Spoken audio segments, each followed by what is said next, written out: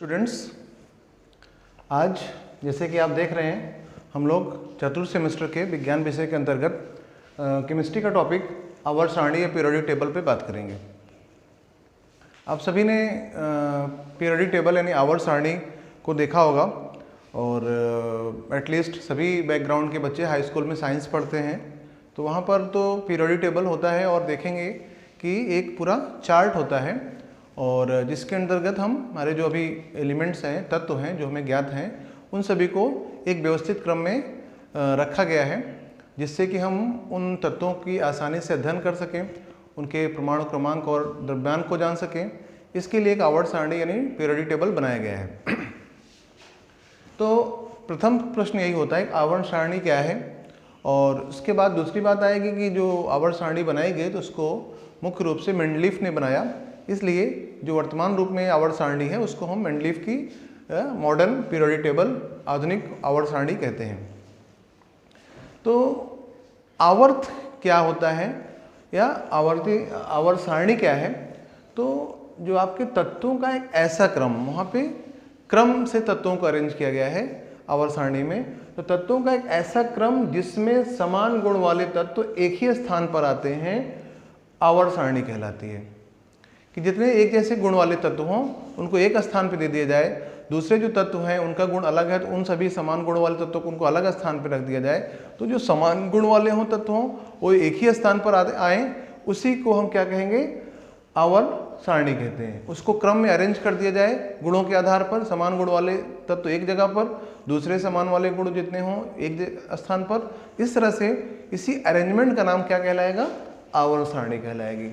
फिर से हम एक बार समझ सकते हैं कि तत्वों का ऐसा क्रम, तत्वों के क्रम का ही नाम क्या है? आवर्त सारणी है।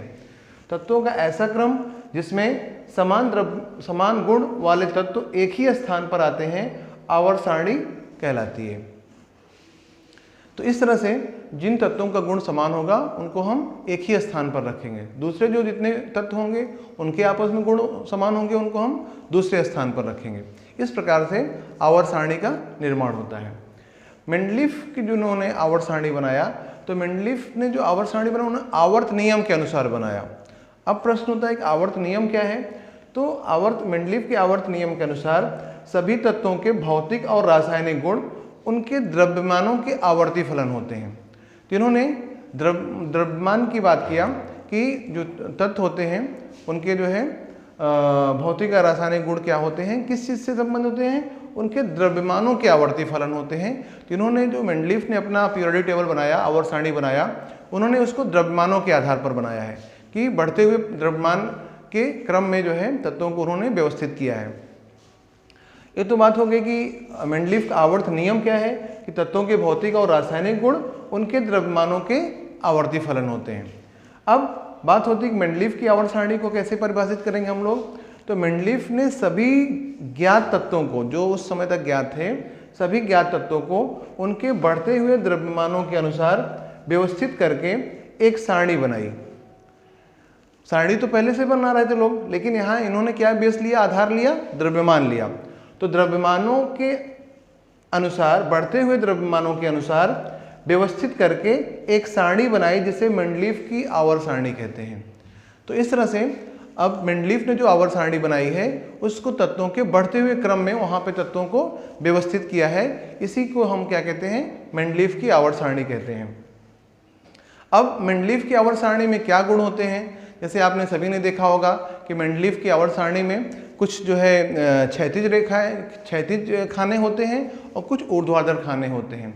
तो जो ऊर्ध्वाधर खाने होते हैं उनको हम कहते हैं वर्ग, और जो क्षैतिज खाने होते हैं उनको कहते हैं हम लोग आवर्त। तो जो ऊर्ध्वाधर खाने हैं, आप वहाँ पर 9 वर्ग हैं, ध्यान रखिएगा इस बात को, 9 वर्ग हैं, लेकिन उनकी जो क्रम संख्या होती है 1 से 9 नहीं कहा जाता है। उनकी क्रम संख्या को पहले 1 से 8 वर्ग, फिर 9th जो वर्ग है उसका नाम है 0 समूह, तो शून्य वर्ग। इस तरह से आपका जो है 9 वर्टिकल लाइंस जो रहती हैं, आपकी जो ऊर्ध्वाधर खाने बन रहे हैं उनको हम क्या कहेंगे? वर्ग कहेंगे। वर्गों की संख्या कितनी हुई आधुनिक आवर्त सारणी में? 9 में 1 से लेकर 8 तक क्रम हो गया, और 9वां जो आखिरी होता है उसका नाम होता है शून्य वर्ग। तो इस तरह से 0 ग्रुप बन जाता है आपका ये आपके 9 वर्ग रहते हैं। जो क्षैतिज जो आपके हॉरिजॉन्टल जो खाने रहते हैं, जो क्षैतिज खाने होते हैं, वो उनकी संख्या होती है 7।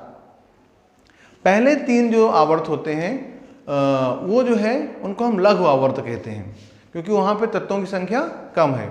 और जो आगे जो बाकी 4 आवर्त हैं उनको दीर्घ आवर्त कहते हैं हम, क्योंकि उनमें तत्वों की संख्या वहाँ अधिक है। इसलिए कुल आवर्त कितने हो गए 7 और कुल कितने वर्ग हो गए 9। ठीक है। और आवर्तों में पहले 3 आवर्त लघु आवर्त और बाकी नीचे के 4 आवर्त क्या है, दीर्घ आवर्त।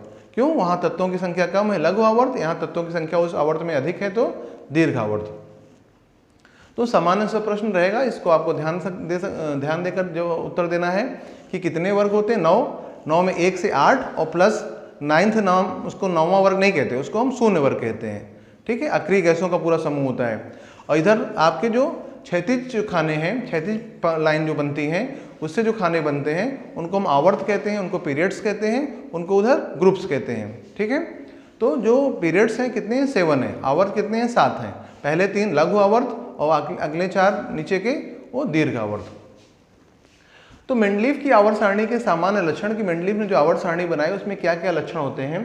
तो पहली बात तो आपको जैसे परिभाषा में ही आ चुकी है कि प्रत्येक आवर्त में तत्वों की व्यवस्था उनके बढ़ते परमाणु द्रव्यमानों के क्रम में है। जैसे आप देखते हैं हाइड्रोजन हो गया, फिर हीलियम हो गया, फिर आपका lithium, beryllium, boron, carbon, nitrogen, इस तरह से आपको जो जहाँ भी देखेंगे तो तत्वों का एक जो क्रम बढ़ता हुआ क्रम है उनका द्रव्यमान भी बढ़ता जाएगा। जैसे देखेंगे सोडियम है, फिर मैग्नीशियम है, एल्यूमिनियम है, इस तरह से आपका जो आवर्त में ही आपका जो है क्या रहेगा, द्रव्यमान बढ़ता जाता है। तो प्रत्येक आवर्त में तत्वों की व्यवस्था उनके बढ़ते परमाणु द्रव्यमानों के क्रम में है। यानी कि जो कम परमाणु द्रव्यमान वाला है पहले रहेगा, उससे ज़्यादा वाला उसके बाद रहेगा, उससे ज़्यादा वाला उसके बाद रहेगा, मीन्स एक सीरियल रहेगा। दूसरी बात, एक ही समूह में स्थित तत्वों के गुणों में समानता होती है।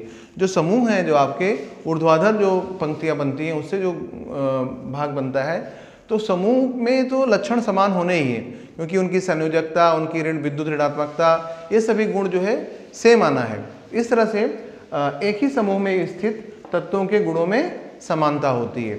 इसी के साथ साथ जो है प्रत्येक आवर्त में बाएं से दाएं चलने पर तत्वों की ऋण विद्युत संयोजकता कम होती जाती है।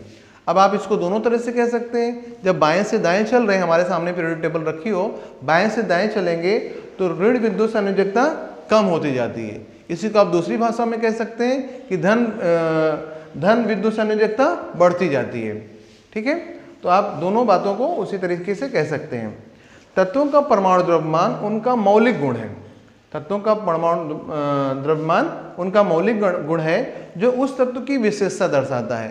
यानी कि जो तत्व का जो गुण होता है किस बात पर निर्भर करता है, परमाणु द्रव्यमान पर निर्भर करता है। तो तत्व का परमाणु द्रव्यमान उसका मौलिक गुण है जो उस तत्व की विशेषता दर्शाता है। ये भी आपकी सामान्य लक्षण हो जाता है मेंडलीव की आवर्त सारणी का। इसी तरह से सारणी में रिक्त स्थान वाले तत्वों के गुणों को पहले से ही बताया जा सकता है, क्योंकि एक क्रम से रख रहे हैं। मालूम है बीच में कोई जो है खाली स्थान है तो वहाँ पर भी कोई तत्व ज्ञात नहीं है, तो हम जान सकते हैं कि इस और पहले और जो अगला है जहाँ पे रिक्त है उसके पहले के और उसके आगे के जो 2 तत्व हैं उनके बीच का ही गुण का होगा वो तत्व। इस तरह से हम आवर्त सारणी की सहायता से तत्वों को आसानी से उनके लक्षणों को समझ सकते हैं। उनके परमाणु द्रव्यमान के क्रम में आधार पर उनकी जो है हम उनको व्यवस्थित करके उनको जो है आसानी से याद कर सकते हैं, समझ सकते हैं और उनके लक्षणों को समझ सकते हैं। इस प्रकार आपका जो आवर्त सारणी बना, शुरुआत में केवल आवर्त सारणी, बाद में उसने मेंडलीव ने उसको परिवर्तित किया जिसको हम मेंडलीव की आधुनिक आवर्त सारणी कहते हैं। ये हमारे लिए बहुत उपयोगी होता है। जब हम किसी एक वर्ग का अध्ययन कर लेते हैं तो उस वर्ग के जितने जो है तत्व होंगे उन सभी का आपको ज्ञात हो जाएगा। एक बार आपको पीरियोडिक टेबल थोड़ा सा याद रखना पड़ेगा, बाकी जो है आपको लक्षणों का जो है अपने आप एक क्रम बन जाता है। उसके अंदर जितने उस वर्ग में जितने भी तत्व होंगे उनका एक जैसा लक्षण, दूसरे वर्ग के जितने तत्व होंगे उनका एक जैसे लक्षण, इस तरह से आप लक्षणों को बहुत आसानी से समझ सकते हैं और उसका उपयोग कर सकते हैं। उम्मीद है कि आपको पीरियोडिक टेबल के कॉन्सेप्ट समझ में आया होगा। धन्यवाद।